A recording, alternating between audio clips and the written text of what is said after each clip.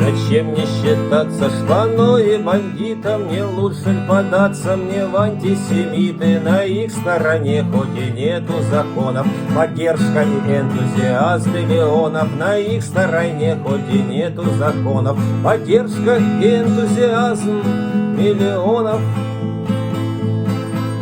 Решил ли, значит, кому-то быть битым, но надо ж узнать, кто такие семиты. А вдруг это очень приличные люди, а вдруг из-за них мне чего-нибудь будет. А вдруг это очень приличные люди, а вдруг из-за них мне чего-нибудь будет.